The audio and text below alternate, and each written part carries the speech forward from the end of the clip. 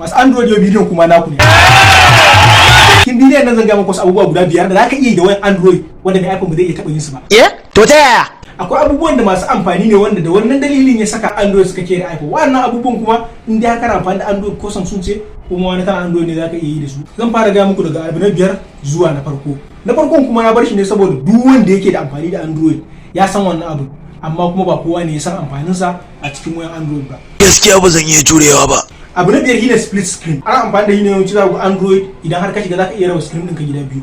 Zaka iya amfani da wani app a sama sannan zaka iya buɗe wani application a ƙasa. Wato kana amfani da application guda biyu kenan amma kuma duka a view guda daya. Ka tare mai iPhone kace masa ya bude maka wannan feature a wayarsa ko da zaka bai kyautar 100,000 mai iPhone bai sai bude maka wannan feature a cikin wayarsa ba. Wannan haka ne. Abu na hudu kuma shine storage. iPhone kwata har yanzu ba su da yanda zaka je ka samu su memory. Babu mai iPhone din da zaka taba gani ya dauki wayarsa ya sa mata memory, amma mai Android zai dauki wayarsa zai sa mata SIM, ya sa ƙara sa mata SIM wato SIM biyu kenan, sannan kuma ya ƙara daukar memory.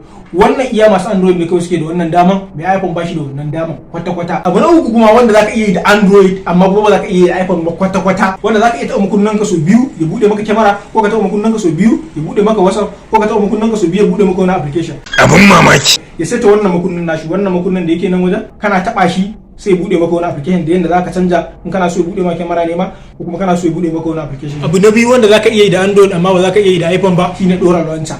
Mun san idan har cikin wayan ka irin bashi da kyau kenan kamar irin kanana Biyu da wasu application takano kanana kenan zaka iya dora mata launcher iPhone akan ta, amma baka taba ganin launcher an ce wannan launcher Android bane ba zaka dauko shi ka dora iPhone kwata ba zai taba yiwa ba. Wannan haka ne. Dole sai dai ka dauki launcher Apple ka dora akan Android. To ita Android tana iya supporting irin duk wannan application din kenan. Misali ne duk wani application na waje, amma kuma ita iPhone dai in application nata da cikin ta ne.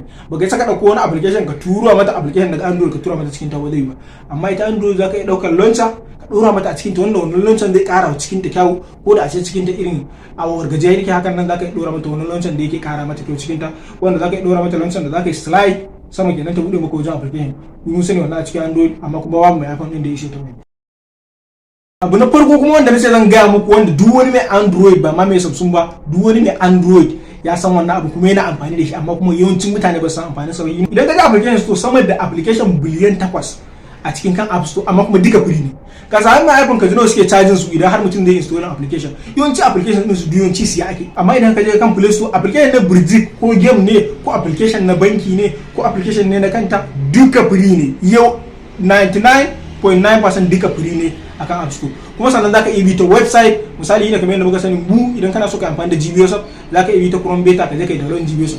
Amma mai iPhone ba yi da wani ranar da zai ga ta website ya je download wani application sai ta yi cloud. So wannan ba iya su kare bane ba, da akwai abubuwa da yawa wanda Android suke wanda iPhone ba sa iya yi, amma kuma wannan biyar ne daga ciki. Idan har wannan bidiyo ya samu like sannan kuma ya samu share mai yawa, zan kawo muku sauran kan wannan channel din.